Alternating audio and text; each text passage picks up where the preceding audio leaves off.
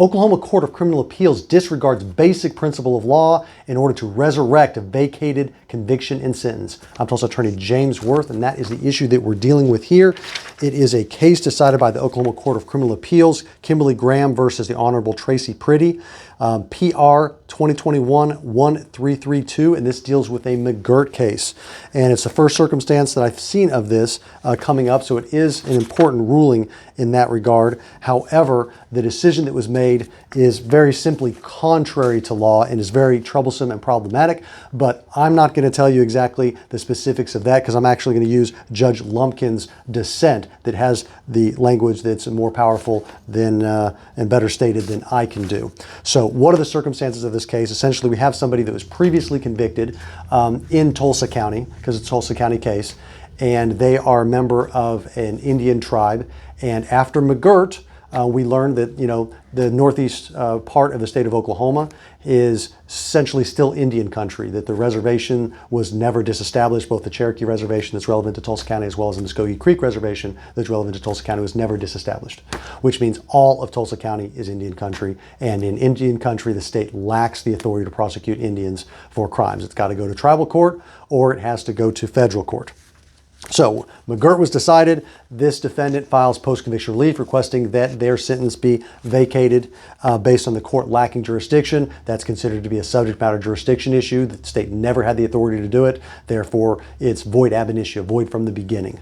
Then the Bossy case comes out, acknowledges that there's nothing that can be done to save these convictions, that the court lacked authority. So at that point, the Tulsa County District Court granted the post-conviction relief, vacated the sentence, and the judgment and the conviction. It's all gone. Defendant goes free on that, potentially subject to reprosecution in federal court or tribal court. I don't know the specifics in this case.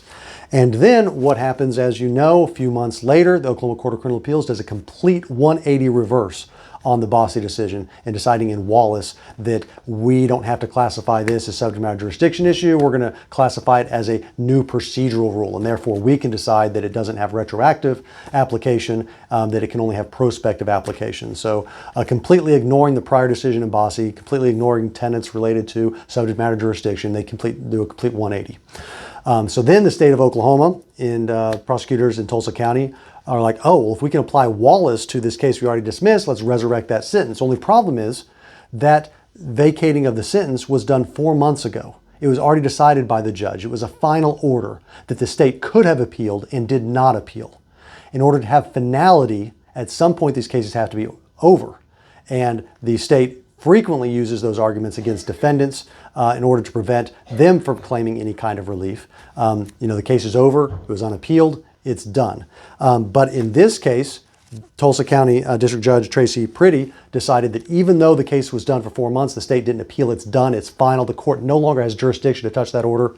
The judge touched it anyway and went ahead and vacated the vacation and resurrected the conviction and sentence. And then it went to the Oklahoma Court of Criminal Appeals to review, and the court said, we're going to go ahead and allow it. Even though by all traditional rules, the court lacks jurisdiction over that order because it was already done months prior, there's no appeal, it's done.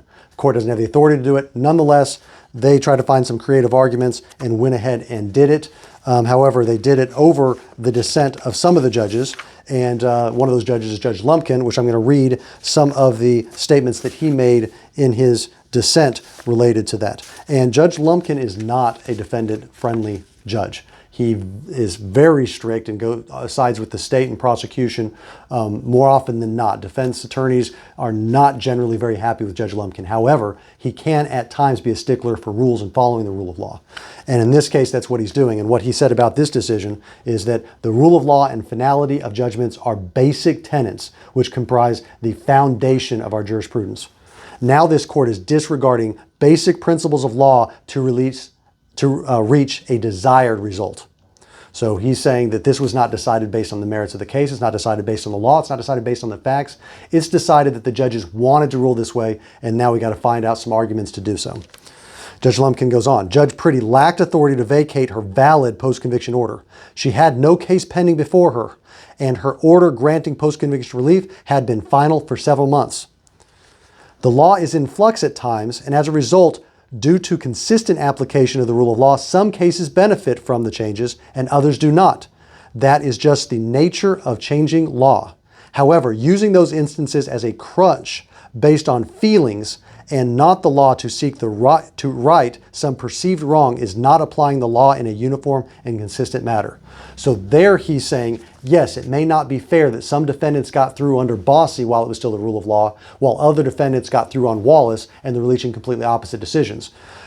Yes, that's not fair, but we have to apply the law as it is to the cases as they come. And changes in the law, the change from Bossy to Wallace, that's going to favor some people, i.e. the prosecution. It's going to be detrimental to other people, defendants seeking post-conviction relief, but that's the nature of the beast. That's the nature of the beast when the law changes. Some people are going to be favored by the change, some people are not, but that is not going to be a basis to right some perceived wrong when there's no authority to do so. So that is the case that we have out, decided April 18th, 2023 from the Oklahoma Court of Criminal Appeals. Yet another McGirt case that seems to redefine the law in order to get the desired result. So it's really sad to see, laws lack meaning anymore. And it's very difficult because laws in the United States, specifically also in Oklahoma, it's based on stare decisis. It's based on prior decisions.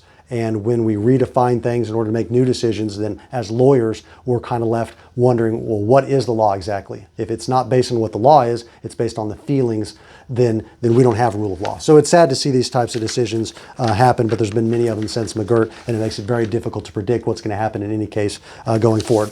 But if you're dealing with the circumstances, criminal law, state of Oklahoma, McGirt, you're going to want to talk to an attorney privately and confidentially to get legal advice specific to your circumstances. To get that scheduled with an attorney at my office, you can go online to makelawEasy.com.